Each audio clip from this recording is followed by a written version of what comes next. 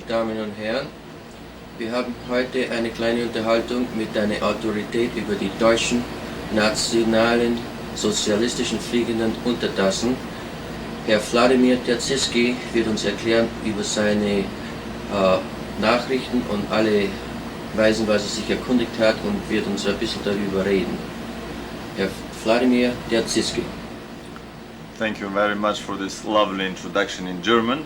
I'm sitting here on the most famous couch of the Western Hemisphere, the couch of the American Academy of Dissident Sciences, and this would be another underground interview with the underground video here present on this very skeptical, very tabloid, very hard to believe topic of secret German flying machines and secret German research and development in anti-gravity before and during the Second World War. Actually, I would like to expand the topic a little bit more to cover secret research and development, black project research and development in anti-gravity and spaceflight by the terrestrial secret societies that are totally in control of the events on our planet, and research that has been going on with a tacit tutelage of extraterrestrial races, but research that has been entirely under the control of the terrestrial secret government. In my last year of research, being a physicist and an engineer by training, and being fluent in several major languages, I speak freely Japanese, Russian, German, my native Bulgarian, English, and I read technical papers in several other languages.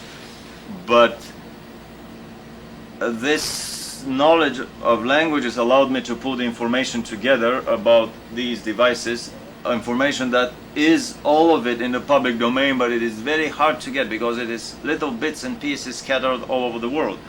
And in my last year of research, I've realized that the Germans were not the first country on earth to build flying saucers before and during the Second World War.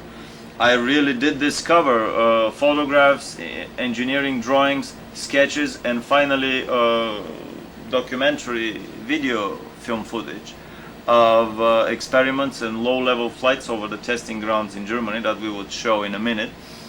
I did discover more than 50 different models of flying saucers that the Germans built, using every single engine that they had at their disposal. There were flying saucers powered with piston propeller engines, with Wankel propeller combinations. There were craft that were using a hybrid helicopter propeller lift in conjunction with anti-gravity lift, and there were craft that were using purely anti-gravity lift, powered by inboard and outboard turbojet engines, pulse jet engines, ramjet engines. Finally, the Germans produced many rocket engine powered craft that had clear exo-atmospheric capabilities and could go in orbit around the Earth and to the Moon, probably on a truckload of kerosene, a truckload of liquid oxygen. And the most advanced models that the Germans had were craft with spinning magnetic fields around the hull. The hull was stationary. Or craft that were utilizing electromagneto-gravitic tachyon drives and using free gravitational energy as the fuel for the flight. Fuel, quote, quote. My initial research in anti-gravity, I did a thorough anthropological study of stories about anti-gravity from different places and times, from academic, from tabloid sources, from modern day revelatory sources and ancient scriptural accounts, from contactee reports, and in all of them I've found a major common denominator between the drives of the craft that have been observed on the planet. It is either the whole craft or parts of the outermost part of the hull would be spinning, or if we don't see any spinning of the brute mass of the ship, then we would hear a noise of an electric generator or an electric drill, a noise that would shift in frequency and pitch, coupled to the sharpness of the maneuvers, or whether the craft is hovering or steeply taking off. At takeoff, the frequency increases. Electric generator or electric drill is a machine that basically produces this noise through some spinning of some parts inside the craft. And finally, if nothing is visibly spinning or no noise is heard, still in most of the other accounts we would see lights spinning around the craft, changing their pulsation, their color, which means their frequency, and usually the speed of spinning of these lights around the edge of the saucer-shaped lenticular craft will be proportional to the G forces negotiated by the craft. At takeoff we have rapid increase in the spinning. We have also frequency changes from lower frequency of red and orange into the higher white and bluish frequencies. So my overall conclusion that I have laid down in several videos that are available from the phone number, my phone number that we would give at the end of this film, the number of the American Academy of Distant Sciences. In several of these videos I've laid down very extensively my whole research and my rediscovery of anti-gravity through the anthropology of myth, through basically correlating myths and legends about anti-gravity. Simply that it is very easy to produce anti-gravity. It is produced by spinning any mass, any object. If it spins fast enough, it loses weight. If it spins even faster, a critical moment would come when it would lift off and fly away. So if you spin the hell out of it, it would take off and fly away. And I was even able to answer for myself the utmost question, the ultimate question of how to build a better flying saucer. It is very simple. From the slow velocity spinning of brute masses of the heavy hull or parts of the hull of the ship towards the high velocity spinning of fine energy, high frequency fields around the hull of the craft that is kept steady. So the most important conclusion is that we don't need any fancy technology, that anti-gravity is extremely easy to produce. Any frisbee in flight has an additional anti-gravity component on top of the aerodynamic wing lift coming from the aerodynamic shape of the frisbee. Piston powered styrofoam made UFO model craft that I bought from Toys R Us store has explicitly in its instruction manual that after turning the piston engine on, that has a ducted fan inside the craft, you still have to spin the craft opposite the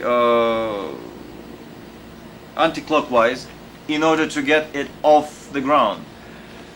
And many other accounts, but the bottom line is that anti-gravity is extremely easy to produce. Simple rotation produces anti-gravity. You can spin the hull of the craft, you can spin magnetic or fine energy fields around the craft, and we can produce it. Any third world nation can produce that with the hardware available to them. We don't need alien technology gifts or hand-me-downs or trades, barters with their technology to produce anti-gravity. I do believe that aliens come and visit our planet. I tend to agree with Billy Meyer's claims that we are visited every year by plus minus 3,000 different ET races, which explains the tremendous variety of geometrical shapes of UFOs and motherships that we see around our planet. But at the same time, I do believe that there is a tremendous secret underground Black Project research and development program of the superpowers around the world, and jointly to conquer the space of our solar system and way beyond, using anti-gravity produced with very simple rotational means. So in this discussion I would like to basically touch on three major topics. The topic of secret terrestrial anti-gravity research that culminated in a grand program in Germany during the Second World War. The revelations of Bob Lazar, which I believe are true, about an anti-gravity craft flying on element 115 that was given to the American government by, it was a technology gift or hand-me-down by a given alien race. And finally I would like to talk about the probably the most forbidden topic on our planet, the topic of free energy. Just in order to whet the interests of our public here, I would like to go very briefly over the documentary evidence that came recently from a video documentary film made by the secret German society, the Thule Gesellschaft, which is one of the many such secret Illuminati type societies on our planet, serving the same overall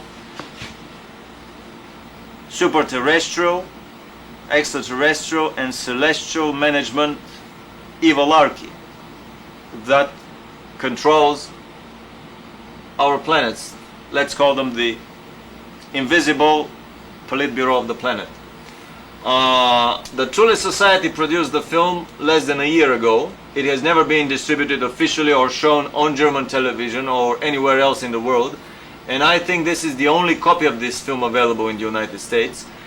Here in a very beautiful drawing done by Jim Nichols in Phoenix, one of the leading artists on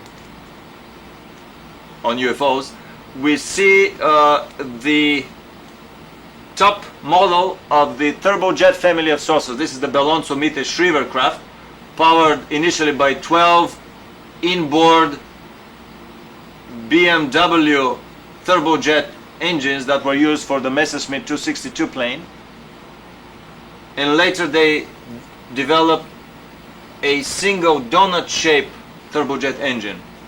All of this material I've discussed extensively in several of my initial TV shows and cable programs about German craft. There is an intermediary stage of rocket-powered craft, some of the larger ones of which were able to land on the moon, literally on a truckload of oxygen and a truckload of liquid, on the kerosene and liquid oxygen. But this film deals primarily with electromagnetic saucers of spinning electromagnetic fields around the hull of the craft that were powered with tachyon converters, tachyon drives, which that were powered by Hans Kohler converters. Hans Kohler is well known in the field of free energy for his converter that converts gravitational energy into electromagnetic energy of the flight. These are low-level flights over the testing ground in Germany in the autumn of 44 and the spring of 45. And we would see some, I'll keep this here, closer-ups. The first family of crafts that were produced were the Vril interceptor fighters of about 30 feet diameter, 11 meters 64 centimeters to be exact, that were making 2,900 kilometers an hour. One-seater interceptor fighter. They were to have an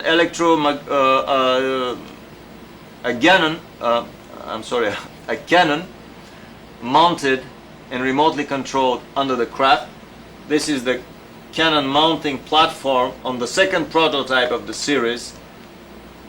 They were still test flying the craft, so the cannon is not mounted here.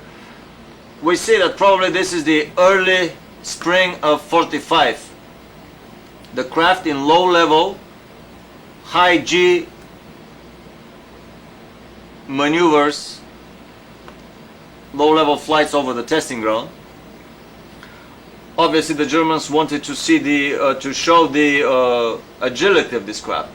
Later models were produced. This is the Vril 1, subsequent models of the Vril type, all the way up to Vril 9 and Vril, I think, 14.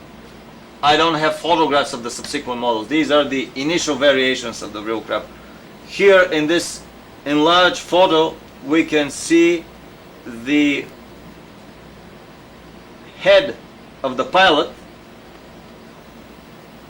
clearly visible through the transparent plexiglass cupola, and his pair of sunglasses.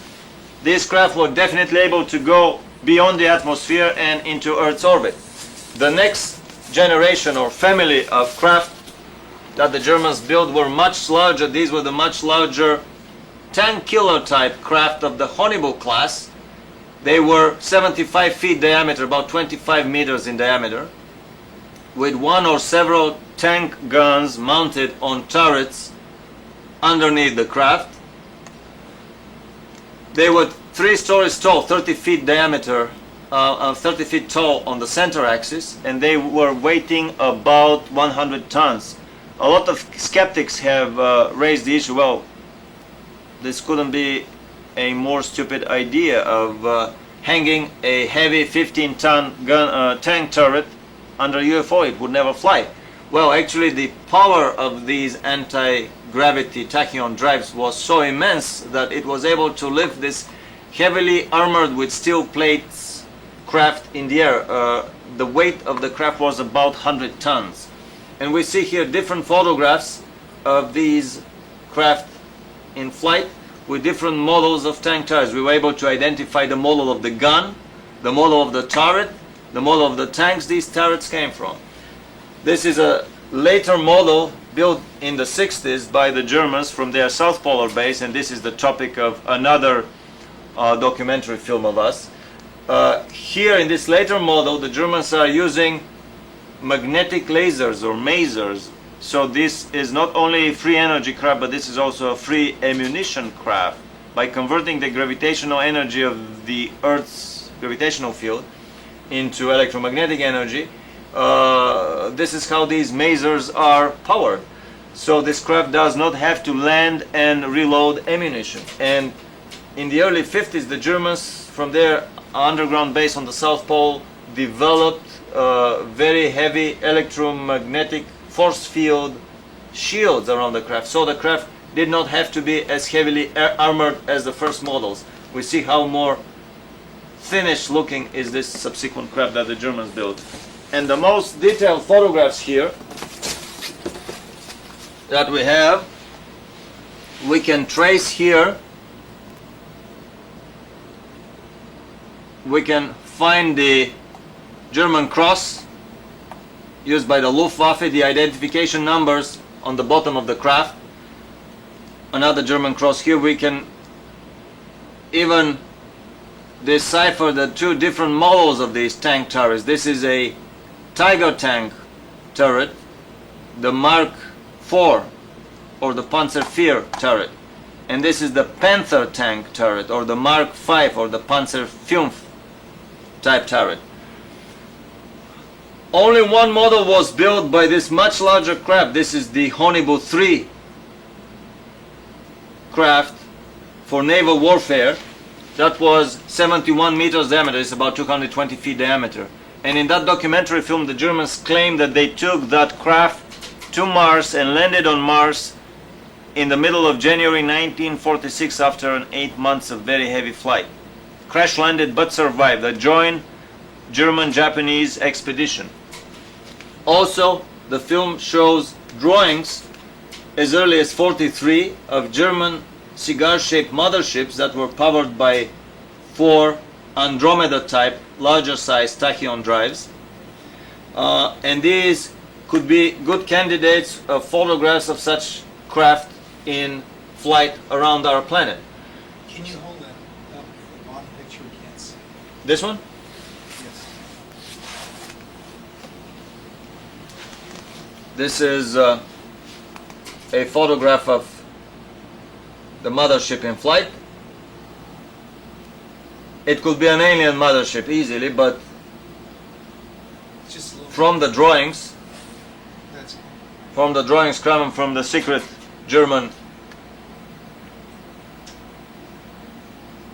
research facilities, we clearly see the designs of a monstrous flying submarine, flying U-boat, that was able to carry one of these tank killers inside and 3 of the interceptor fighter class smaller craft in its hull.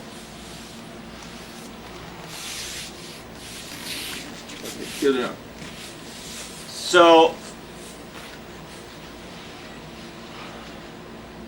after this brief discussion and pictorial presentation of the German saucer heritage, we can go very briefly through what happened of this technological cornucopia, these incredible technological inventions after the end of the war, in 2 very good books, Genesis and Inception by Harbinson, and in Renato Vesco's book Intercept But Don't Shoot, is given the story of the German heritage. Part of the engineers and production facilities were captured by the Russians, which gave rise to the ghost rocket stories over Scandinavia in the late 40s and early 50s, and the newspaper account of a Russian saucer crash in Spitsbergen, in northern Norway, in 1952, a saucer that was able to fly 100 kilometers up and 30,000 kilometers, almost 3/4 around the globe. This was definitely a saucer with exo-atmospheric capabilities. 100 kilometers is the altitude of flight of the Vostoks, Voskots, Geminis, and Mercury spaceships. Renato Vesco, in his book, details in great detail in the movement of captured researchers and designs, drawings, machinery, and semi-produced or finished craft to northwestern Canada, where the British continued hastily to build, test, and duplicate the German anti-gravity effort.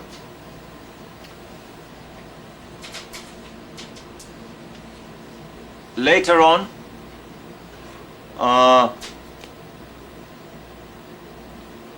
presently about 6-7 superpowers on this planet have research on anti-gravity, extensive research, and my personal belief is that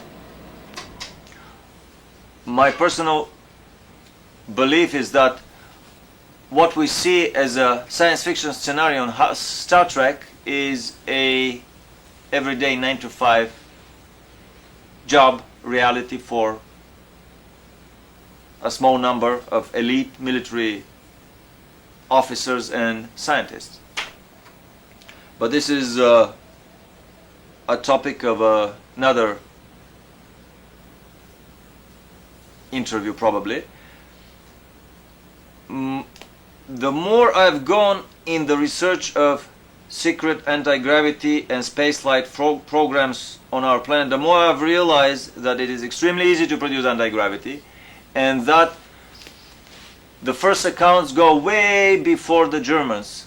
I have an engineering drawing of the lenticular aerodyne, a craft that was built by Henry Coanda in France in the 1930s, that served as the father of the whole family of turbojet-powered craft built by the Germans in the 1940s.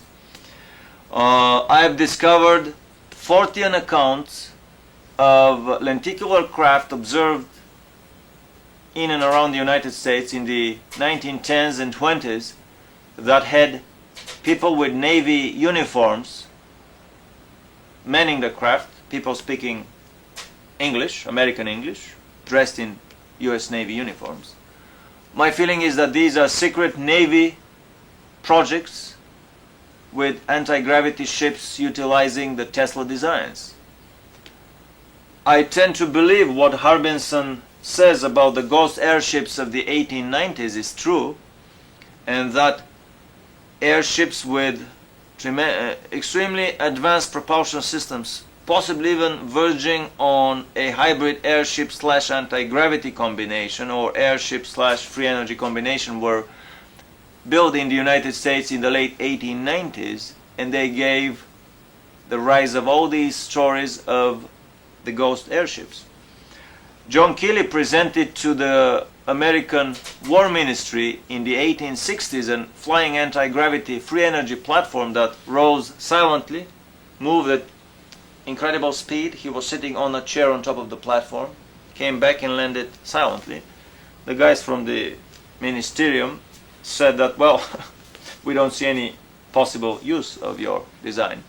These are all secret projects run by the secret terrestrial conspiracies, by the secret terrestrial societies. I would say a few sentences about some very nice introductory books on modern conspiratology. None dare call it Conspiracy is a very good book for this matter. That is an introductory book in the topic. Fourth Reich of the Rich was extremely interesting to me in illuminating, no pun intended, the financing of the world communist movement of Eastern Europe, of Soviet Russia, of the October Revolution, of the First Communist International of Marx and Engels, and even the sponsoring of the writing of the Communist Manifesto of the World Communist Movement by Marx and Engels, as basically being the political and the economic manifesto of the world financial banking Illuminati elite. Another important book that deals with the interface between the terrestrial conspiracy layers and the extraterrestrial layers is the book with the proper name Cosmic Conspiracy by Stan Deyo. I greatly recommend that book to anyone who would like to study conspiratology from a hierarchical perspective. It is not modern, it's not fashionable to talk about conspiratology in modern day academia. They would look with a lot of pity at yourself for having slided down the schizophrenic pathway. On the contrary, I can label myself a super conspiratologist. I do believe that all of the conspiracy theories that we've heard and read are true, but they are just simply little stones of these multiple hierarchical levels of terrestrial conspiracies, political conspiracies, economic conspiracies above them, secret society conspiracies above them, the Freemasonry, Bilderbergers, the Illuminati, the German secret societies, and finally we come to the highest level of terrestrial conspiracies, to these secret unseen politbureaus of underground societies that invariably interface with representatives of extraterrestrial and celestial management hierarchies of this part of the universe. This is a very good visual image, this two-level pyramid, the material part underneath and the super material, the quasi-material, the metaphysical part of this. My research into comparative revelatology and comparative contactology, if I may call them in this way, my research and comparison attempts to correlate revealed images of the universe as they came to us from different contactee encounter cases. The book series by Wendell Stevens, UFOs Contact with Different Planets, is the best series in the world in this field, in my opinion. But my comparison of these different philosophies has told me that basically all of the terrestrial religions have been inspired by visiting extraterrestrial tutor missions, Peace Corps volunteer missions. All of our secret societies have been secretly in contact with extraterrestrial representatives for the past 2, 5, 15, 50,000 years. And even at present, according to the book The Cosmic Conspiracy, according to the CIA itself, they were able to pinpoint only 8 out of the 10, let's call them the Politburo members of the Illuminati. The other 2 were, quote, quote, bordering on the paranormal. They were simply beings that were materializing for the meeting and dematerializing at the end of the meeting, so nobody could trace their coming and going out of this building. I do believe that all the secret societies have been very quietly orchestrated, coordinated, managed by the supermaterial, non-material, extraterrestrial and celestial management hierarchies, and I do believe that there are several major such hierarchies wrestling each other for, quietly arm wrestling each other for influence on our planet. The Trinitarian is one of them, the Jehovah's is another one, the, shall I call them, the reincarnational hierarchies are the third major power center in our universe. The Luciferian branch of the Trinitarian hierarchy probably plays the most important role on our planet. This is a topic for another interview in the future. Probably one of the most interesting topics that would interweave and correlate happenings on our planet from the cultural, from the religious, from the philosophical, from the political, and from the even extraterrestrial visitation domains into one complex picture. But back to our discussion and my little humble discovery, quote, quote, of anti-gravity. And back to the conclusion we made at the beginning of this interview, that anti-gravity is extremely easy to obtain, that free energy is extremely easy to obtain. John Keely invented a 250 horsepower locomotive running on free gravitational energy in the 1870s. Tesla invented many free energy designs, and according to the book by Hans Nipper, Revolution in Technology, Medicine and Society, Tesla had a free energy car, Hispano Suiza, that he removed the gasoline engine and put an electric motor in it, and it was running for 3 years on a very small, about this size, wooden box converter that resembled a radio set, made by T. Henry Maury, or running on a T. Henry Maury gravitational energy converter. The same converters that, according to Tom Bearden, the Russians are using to power their Tesla scalar howitzers. Schauberger produced free energy designs in Austria. Small armchair-sized generator, powerful enough to light one family house or drive a car. Some of Schauberger's saucer designs were free energy designs, as were all of these most advanced German craft of the Vril and Honeybu type that were using the tachyon electromagnetic-gravitic drives powered by the Hans Kohler gravitational to electromagnetic energy converter. So we realize that there is a long list of secret research and development that is being going on in the planet, entirely in the control of our secret societies. Experiments in anti-gravity, experiments in space flights, experiments in free energy research. About the genetic experiments and the underground gulago of Frankensteinian factories run by our government, we'll talk in the future. But our research has shown, I have a friend that has seen in government custody a documentary film about genetic experiments in German concentration camps of combining humans with animals, living hybrids, half human, half animal. A horrific film that a representative of the Simon Wiesenthal Foundation that was there to fight for the release of that film threw up on the floor 15 minutes into the screening, and this was the end of their attempt to release the film. It was too horrific to be shown to any audiences. And that happened many years ago, 15 years ago probably. But in parallel to this secret research in anti-gravity, space flights, free energy, genetic engineering, we have the research that Albilik is talking about. Time travel, teleportation, throughportation,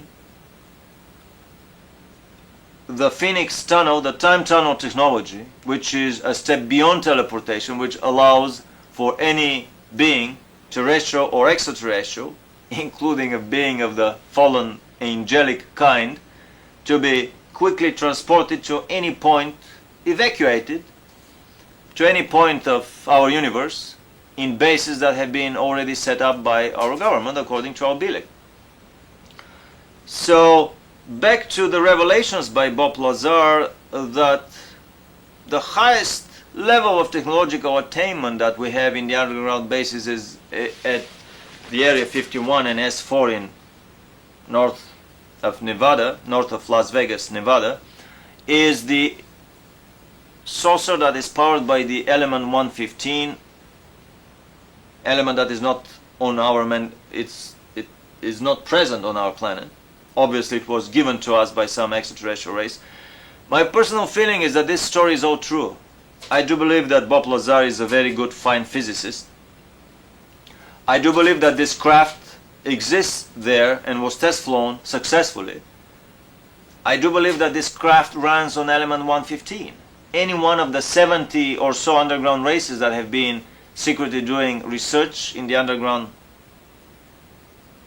Frankensteinian factories of our government for the last 50 years could have brought this element on our planet, or the Star Trek flights with the nuclear powered saucers that our government has been using for the last almost 20 years for flights inside and outside of the solar system.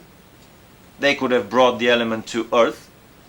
It could have been produced with the metaphysical, with the alchemical schools of thought that are run by the Illuminati again. All we hear about alchemistry is that it is a quack, pseudo, non-existing science. But at the same time, in the secret Illuminati schools, the choice representatives of the power elite are taught how to transmute elements, how to do all the 9 yards of tricks that we read about the science of alchemistry. For us, it's a schizoid tabloid fiction. For other more advanced races and for the secret societies on this planet, it's a mundane, repeatable, verifiable, provable technology. So I do believe that such a craft exists that is powered by element 115. But what is the fine spin control twist given to the story? I am totally confident that technology used in this craft has been in government control for the last 20-30 years, that the government has been totally capable of designing and building this craft in the secret underground research facilities run by Lockheed, Northrop, General Electric, General Dynamics, all the major defense contractors. I've heard stories, and I've been compiling book and newspaper and journal articles about government research, US government and other superpower research in anti-gravity in the last 50 years. And there have been literally dozens and dozens, if not hundreds, of anti-gravity black projects researched by the major superpowers around the globe. So the fine spin control twist of the story is that the government would like to cover up with all means possible of all the means of its gigantic propaganda machine, the New World Order propaganda machine that is knocking on our doorsteps, to cover the fact that free energy is extremely easy to produce, that we are literally floating into a sea of energy, to use the words of the famous book by T. Henry Morey, The Sea of Energy That the Earth Floats In. We are literally bombarded with Niagara Falls of free energy that pulsates through the capillary lifeblood system of the universe. It is obvious to everybody why the ruling elite of our planet would like to have us still paying $10 or $15 or $20 every time we tank our cars, when Tesla had a gravity energy powered car 50 years ago running. It is very obvious to any one of us, of the humble workers, of the, how should I call us, slaves in that Illuminati empire, that in the future the power elite would like to sell us a technology for interstellar spaceflight that uses a very expensive energy. Element 115 would be trucked, shipped to our planet with crafts belonging to the same Illuminati consortium, and they would continue charging us every time we would be filling the tank of our saucer in the 21st, 22nd and subsequent centuries. This is why the stories of free energy craft in Germany have been wildly suppressed. Free energy stories have been viciously debunked. Cold fusion stories have been attacked with well substantiated budgets. Although German engineers gave online a cold fusion power plant to Juan Perón in '52, and some of them are still living in Argentina. So to wrap up the whole story, I do believe that there is a lot of truth in the revelations given by Bob Lazar, and I do believe that he's a fine physicist, but I do not believe that this is a craft that is a technology given to us by an alien race. I do believe that our own terrestrial science and technology has been capable of building such craft for more than half a century. Anyone who has worked in secret intelligence knows that the technologies and hardware and gadgetry used by the secret services, and especially the secret societies above the secret services, are between 50 and 100 years ahead of the technology we use. I mean, the incandescent lights that are lighting this studio here, the alternating current, was invented by Tesla in the 1880s and 1890s, exactly 100 years ago. How many other things did Tesla and hundreds of other researchers invent that vanished without trace in the vaults, in the safes of the Illuminati, that fell in the blacklist of forbidden technologies that are not yet for mass distribution and public release? We've been told that, well, if a sudden change of energy supplies happens in our society, this would wreak a total economic chaos and this would cause the collapse, the economic collapse of our whole civilization. What a ultimate nonsense and stupidity could this statement be? Of course it would be the end of the Illuminati control of energy supply of the planet. It would be the end of their skimming of zillions of dollars for gasoline consumption all over the planet. But this definitely would not be the end of the civilization as we know it. On the contrary, this would be the beginning of an unheard of renaissance in spiritual development, in educational attainment, with the powers of our present day technology built on our 20th century mass public domain hardware. We can easily build a society where people would be working 3-4 hours a day, 3-4 days a week.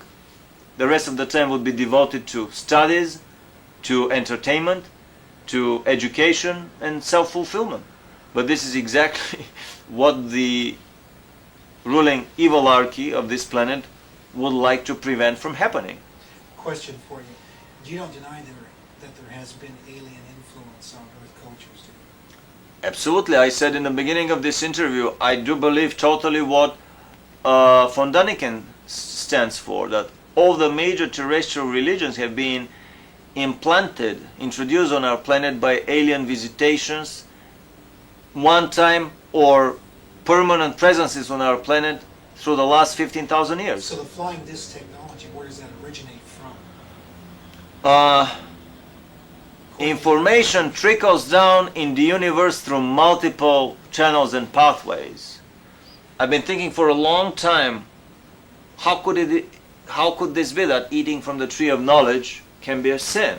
Coming from an atheist, dialectical materialist culture of Eastern Europe and an engineer by training, I couldn't be more than skeptical of this biblical statement that eating from the tree of knowledge is a sin. But then the more I've read accounts of, through alien contacts, of destroyed planets, destroyed solar systems. The Pleiadians destroyed their sun with many planets and billions of people 200,000 years ago, before a part of them escaping to our planet, according to Billy Meyer. A planet in our own solar system that was moving between Mars and Jupiter, that gave the rise of the asteroid belt, was blown in a war 150,000-60,000 years ago. The planet Milona, Maldek. This trickling down of knowledge happens through multiple pathways. These are face-to-face handshake contacts with extraterrestrials that would come with the blueprints and the drawings of a new advanced technology. These are faked alien crashes of craft that the aliens would kind of hand-me-down crashes into our culture to jolt, to shock our scientists away from their paradigm of accepting reality and into the new belief system that aliens do exist, and this hardware definitely came from upstairs, not from our planet. There have been multiple telepathic contacts where there would be no face-to-face meeting. The person may not even be aware of somebody telepathically implanting ideas, thoughts, poetry, knowledge, science, formulas, equations, theories in his head. The Pleiadians have been for 200 years on this planet, and they have been quietly implanting knowledge in many choice scientists, maybe of the Aryan race, the Pleiadians themselves being Aryan. Einstein was one such scientist. Many others have been contacted telepathically by the Pleiadians in many other races. When you say contacted telepathically, you don't mean to say that some alien is just spending his whole day and night sitting around thinking about talking to somebody on Earth. Well, actually that's exactly what they do. Not living You don't think 50, 70 or 100 years the way we do, but living several hundred to 1,000 years as the Pleiadians do.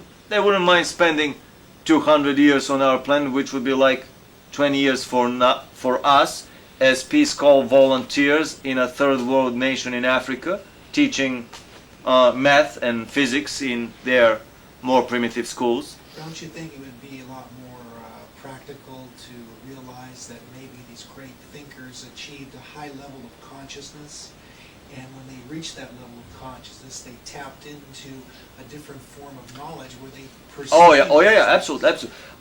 This is all true, and I think all these processes are running in parallel, interweaving each other.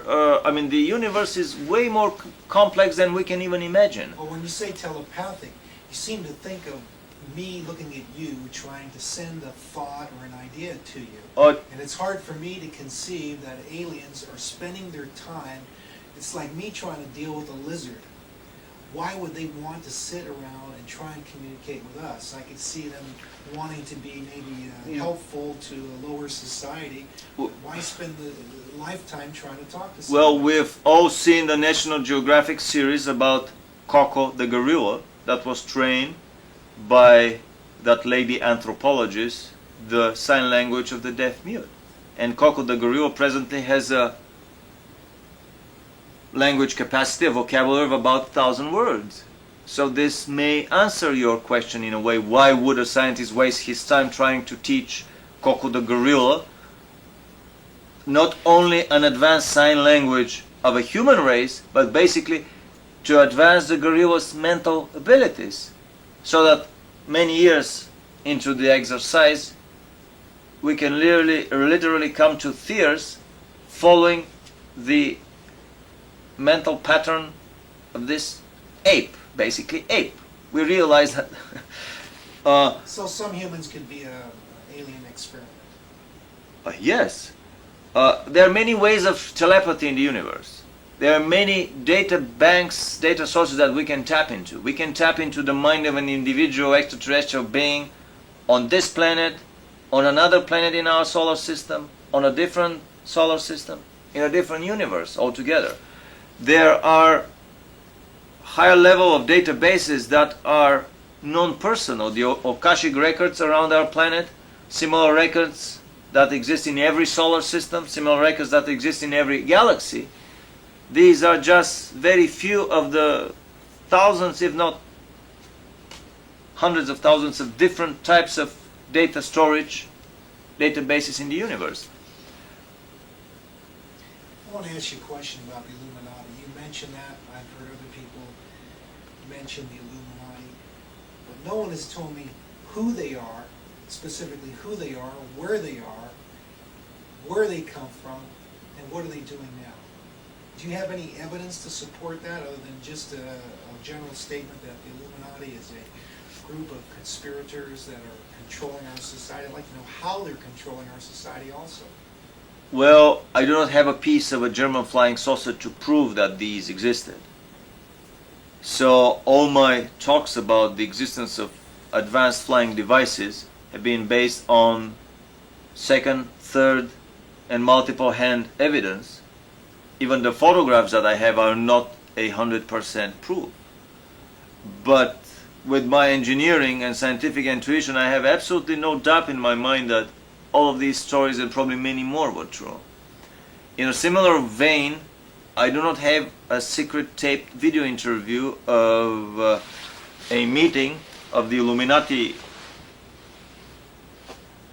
secret Politburo that runs this country or even this whole planet, that would prove undoubtedly that a lot of famous men that have official functions in governments, in academies of sciences, that serve as figures of culture, writers, poets, cinematographers, that many of them do sit on these secret meetings.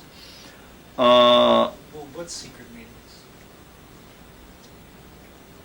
Well, for example, the Alternative 3 book talks about regular monthly meetings of the American, should we call it MJ-12, and the Russian MJ-12.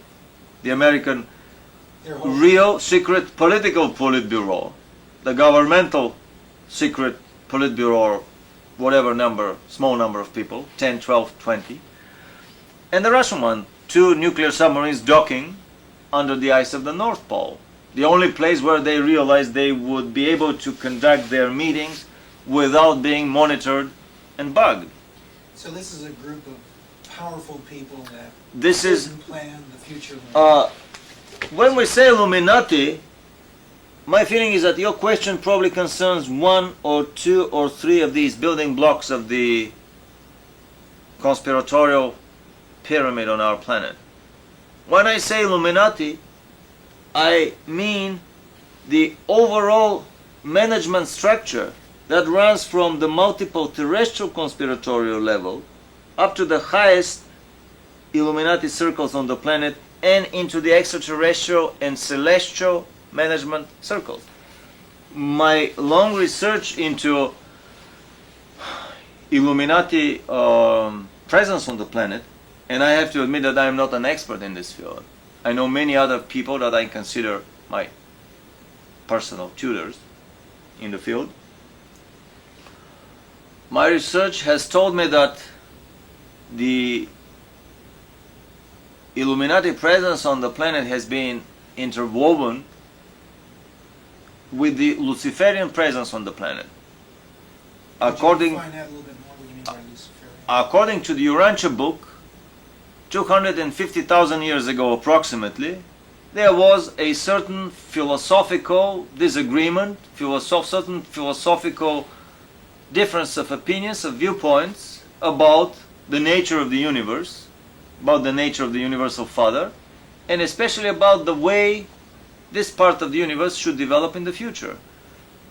Certain number of celestial entities and angelic beings join the ranks of Lucifer and Satan that were, according to the Urantia Book, real beings with personalities and not just literature, metaphorical images of the evil beginning of the universe. A lot of celestial beings chose the side of Lucifer, and this is how the Luciferian philosophical school of thought and the Luciferian following appeared in our local universe, according to the Urantia Book, 250,000 years ago. This story sounds very skeptical, very schizophrenic, very tabloid, but the Urantia Book is here for anyone to explore. I think I have this is the book cover of the book, available from the Urantia Society in Chicago. $32 at the metaphysical bookstores, the Alexandria too, the Mandala and the Phoenix bookstore carry it. This is probably the most important revelatory book of the Trinitarian universe, the next installment of the New Testament, the view of the universe according to the Trinity, according to the Universal Father, and according to Christ Michael. And in this book I found the best description of the history of the Luciferian rebellion. There are 3 papers on the Luciferian rebellion, complete with a Luciferian manifesto of political freedoms.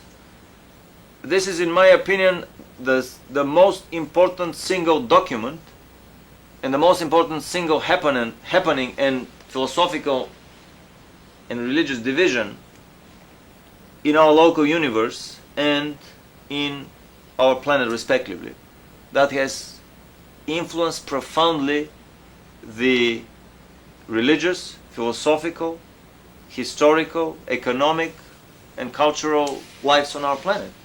So to come back to your question, Yes. The Illuminati are a secret society founded in Germany in 1776 by Adam Weishaupt, and they've been quietly expanding their presence in Europe and the United States subsequently. But they are not the only secret society on the planet. Freemasonry, with its different branches of the past centuries, the Bilderbergers of the 20th century is a political society, the Trilateral Commission and the Council of Foreign Relations as invitation-only, limited membership clubs, are many of the facets of this pyramid structure of closed, underground, secret societies, invitation only, limited membership, with very heavy penalties for divulging and releasing information about their proceedings. The Communist Party was built on the patterns of the Masonic and Illuminati secret party cells. Question. I'd like to go back to the German UFOs. These were from a film that was apparently produced sometime in the 1940s. Is that correct? The film was shot with cameras running at the test site when these low-level demonstration flights were done over the test site in Germany. I don't know, associated, affiliated members, I don't know, of this German secret society, the Thule Gesellschaft, had access to photographs of these low-level flights. But no film of the low-level flights. No film. I know of several other films that I'm trying to find, and in one of them shows movie footage of a craft flying or taking off or something like that. And you believe, sincerely believe, that these are factual representations of flying craft developed by the German or the Nazi government during the 1940s. That these crafts actually flew and were useful. Oh yeah, yeah. I absolutely believe that. Renato Vesco, which is the Italian Werner von Braun, in his book Intercept But Don't Shoot, has 24 accounts of full fighters, Kugelblitz attacks on enemy allied bomber formations that had devastating consequences. It would be one pass over the formation and several bombers would drop off the sky. These things were tested, and I have to underline several times that, well, the Germans did lose the European war, but they won the South Polar War. When Admiral Byrd landed there in the winter of 46, spring of 47, he was beaten back, badly beaten back, just in 2 weeks' time. He lost all his planes and he hastily retreated. I have another video documentary from the American Academy of Dissident Sciences about the secret craft the Germans were using from the South Pole and Admiral Byrd's campaign to the South Pole. So there is absolutely no doubt in my mind. I can talk for hours on the physical feasibility, on the engineering feasibility, on many details of the craft that have never showed in any other literature. The shape is unique. I've never seen this shape in any other UFO photographs. The very idea of a tank turret suspended upside down is so ridiculous that no hoaxer would ever think about it. Certain subtle deformities of the craft that are due to the extremely intensive gravitational fields, electromagnetic fields around the craft, could not be produced by any hoaxer. This is impossible to produce in a double exposure when the sun is peeking behind the rim of the craft. It's my definite belief that these are real photographs. Some experts were able to identify the model of the gun. These are high velocity, high power, long muzzle, tank guns, 75 millimeter times 70. The length of the gun is 70 times the caliber of the gun. High power, high velocity guns produced at the end of the Second World War. And so, I mean, I have absolutely no doubt in my mind that these craft were flying, that they were test flown and then taken down to the South Pole. Some of them went in orbit around the Earth. This craft was able probably to go to the moon because it had sleeping compartments on the top 3 stories, on the top 3 levels of the cabin here. You don't need a sleeping compartment of a craft that can circle the Earth in 2 hours. What for are you going to sleep in the craft when you're going to move from base to base in 2 hours? You don't need to sleep in a bus, in a city bus that covers the city in 2 hours. I mean, maybe they want to party. Maybe they had some... oh, they sure want to take their Fräuleins, they sure want to take their Fräuleins and choice French champagne in around the Earth orbit and have some real fun there. But still these are little details that simply do not coincide with the idea that this is all hoaxed, that this is all models hanging on a string. Right. Where are these now? Some of them are in the hands of the superpowers because a lot of these craft was secretly redistributed later on by the Illuminati terrestrial Politburo and moved from Germany to Russia, to the United States, to Britain, to France. On the highest levels of government and even beyond the government, wars are waged not for exterminating, killing and destroying the enemy. Wars are waged for loading the government credit card with armament loans. Wars are waged for what the 80s planned to do in the 80s and 90s, reduction of the population. And wars are waged for increasing the security and secrecy in a society so that the Illuminati can engage in their black projects with impunity. When you say Illuminati, is this, some people have a card that says, membership card that says Illuminati on it, or is this an all-encompassing term for any Both ways. It can be both ways. They do have membership cards with very strong oaths and even stronger penalties for talking outside of their organization. Much stronger than the mafia penalties. Did you know this from what research? For many books. From many books. I mean, there are books that would be able to fill a library bigger than this one many times over with books on the secret terrestrial societies. Speaking about Tesla, do you have any evidence that shows that Tesla did create this motor vehicle that you had mentioned, that did create a lot of these free energy devices? Mm-hmm. The reason I ask you is because several other people have come forward to say that there's no proof that those things ever existed. It's just speculation and people trying to capitalize on Tesla's scientific knowledge and writing books of Absolutely, things that never existed. From 1964, when after Solzhenitsyn published his first book, One Day in the Life of One Denisovich, until 1984, for 30 years, people have been raising the same arguments against him. What proofs do you have of these huge Siberian archipelago of concentration camps? You don't have any proofs. You cannot prove that. Little by little, the story turned out to be a lot more ugly than the wildest estimates of the most leftist Moscow intellectuals of the 60s. In the 60s, they thought, well, maybe 10,000 people went through the Stalinist purges and into the camps.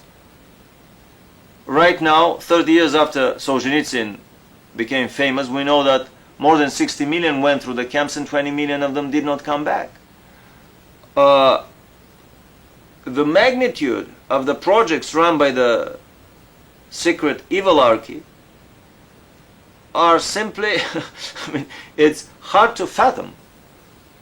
I'm using these broad analogies because for someone coming from Eastern Europe, someone coming from the Balkan Peninsula, which gave another word in the English language called Balkanization. To Balkanize a country is the same as to Beirutize or to Lebanize a country in the end of the 20th century. I mean, one could get hardly a better school of conspiracies than on the Balkan Peninsula or in the Middle East these days. So my definite feeling is that all these secret projects have been true and that they've been quietly run by the secret societies. Tesla did not die according to Orson Welles' film, and my feeling is that Orson Welles is a major, very important mouthpiece of the Illuminati evilarchy. He did not die alone, forgotten by everybody in his flat in Waldorf, Astoria. But he worked until the very last days of his life in the most secret project of our century, the Philadelphia experiment of invisibility, time travel, and teleportation of a Navy ship, of a huge Navy ship. I've seen photographs where Tesla's image is airbrushed from a photo where he stands one head away from Einstein. In my country, Tesla was downgraded, downplayed as an inventor not even of the Edisonian caliber. I thought that he invented some radio valves, and that was all he invented. And I was astonished to find the real magnitude of his inventions. I don't have proofs that Tesla invented a death ray that was so devastating that everything was dynamited at the end of the experiment. All the hardware was dynamited and the drawings were burned. Definitely the Illuminati have a copy of them safely locked in their safes. But some of the most advanced technologies are so dangerous that definitely I wouldn't be amazed if some extraterrestrial presences on the planet are involved in mopping up and trying to kind of help us forget and disinvent these technologies because of their tremendous danger. So from one hand, I don't have any proofs of what Tesla did. On the other hand, I am dead sure that everything that we've heard about is true, that all the rumors are true, and many times over, simply because the universe is way more complex and hard to imagine than we can even think about it. And if these secret societies have been around for many thousands of years, and if this is the mode of operation of this Luciferian school of thought for the last 250,000 years, I wouldn't be amazed at their dexterity, at their geniusness in organizing these secrets. With regards to these German flying discs, did any of them escape to the hollow portion of the Earth? The Hollow Earth story is another big story that I haven't made up my mind yet.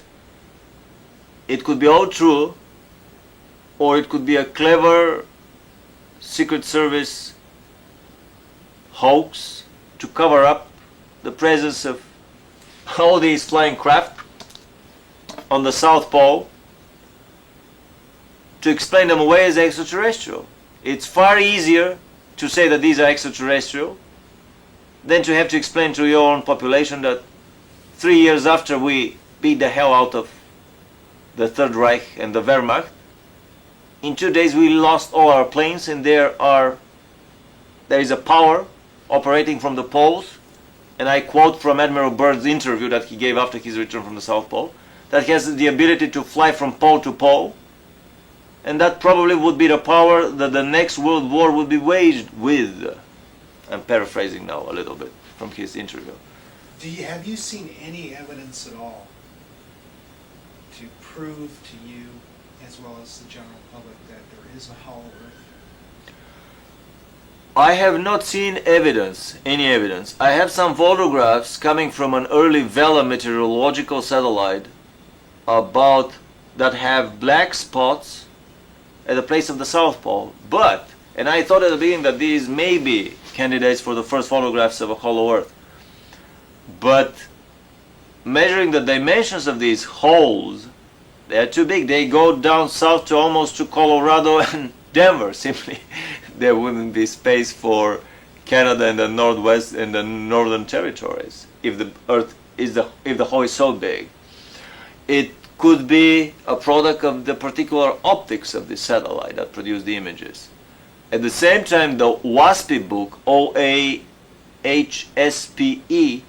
the revelatory book of the Jehovian universe, the next installment to the Old Testament, talks about multiple concentric realities that are centered around the Earth. Our material world is just one level, one floor of this reality. It's like the Russian concentric Matryoshka dolls. The next reality is a little bit larger diameter. For us it's air. You can fly through, move through, nothing would happen. For them, at higher frequency existence, it is as solid and as hard as the floor and all the material artifacts in our reality. And so there are multiple such realities around our planet, called the atmospheric kingdoms. Atmospheric because they occupy the space within our atmosphere. It's a big book out there for anyone who is interested to explore. So according to that book, there have been multiple concentric realities above and beyond the surface of our planet. So in analogy to that, why not beneath and under the surface of our planet? In Earth, hollow Earth. Do you have any access to legitimate evidence that there are tunnels throughout the center of the Earth reaching other countries that someone could travel within? I don't have any. I've not been in a tunnel, but I know from many sources that there are multiple tunnel systems that were drilled by numerous previous extinct or still surviving in part civilizations on our planet.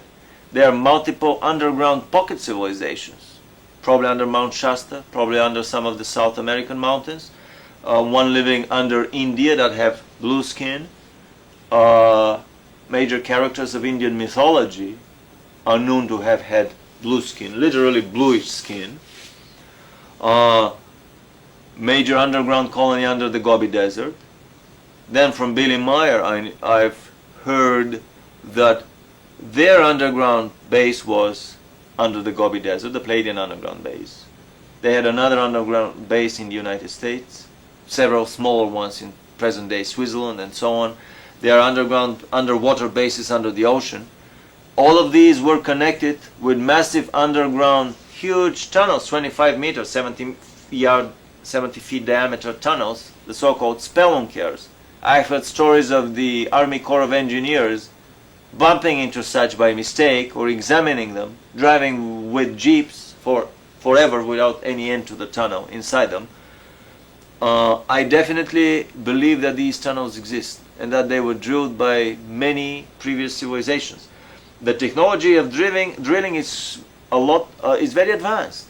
We don't have to dig it with picks and shovels and dynamite it and remove the dirt and shore the tunnel and pour concrete and hydro insulate it and so on. The Germans were drilling their tunnels in solid rock formations using sonic laser, according to a lady that read these materials in some secret CIA files. So technologies for drilling tunnels are so advanced that probably this could be kind of a drilling machine just moving through the rock and producing an empty, finished tunnel without the necessity to haul out all the dirt and the debris. One last question before we break for... But back to the Inner Earth story, I am waiting for a video footage from West Germany of it was a weather report from a German satellite that did not go through the American censorship system of the NSA. So nobody at the satellite station figured something was fishy. Nobody at the television station got alerted. Not even the weather report guy that was reading the weather news. Anyway, it was Northern Europe from a satellite, high in orbit. All the storms, all the snows and so on. But there was a round circle at the place of the North Pole. And someone of my Swedish friend, he has a German friend, recorded that, and I'm trying to get a copy of this film. This would be either a little engineered leak of another of the skeletons, of the multiple skeletons that are in the Illuminati closet. Skeletons that have to come out in the public if they would like to launch their New World Order and the New Age. In the same way as the archipelago skeletons from the Gulag came out in the public. A nation cannot go on forward without laundering the dirty linen. So a lot of these stories, the alternative 3 story for me is real, and this is an engineered leak by the Illuminati to launder one more of these skeletons. Bilik's revelations about time travel, teleportation, throughportation, the Phoenix time tunnel, they are all true. Another attempt to launder a story that's 50 years old, 60 years old probably. The first experiments in time travel started in the 30s by Tesla, with direct funding by the Navy and Franklin Delano Roosevelt. Bill Cooper's stories about underground construction, tunnels, bases, underground Frankensteinian factories are all true in my opinion. This is another of the skeletons that has to come out. Of course with a proper spin control that, well, these are not Frankensteinian factories, but this is an alien race far more advanced than us that is trying to out-engineer us, to outperform us, to re-engineer us genetically into a better hybrid race. So, I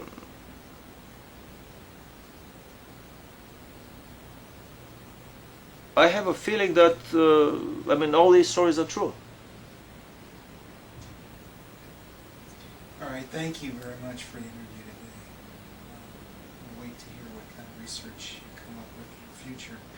and be very interested in seeing the actual film flight of these crafts. Anyone who is interested in further detailed information, please give me a call at 310-473-9717 here in Los Angeles.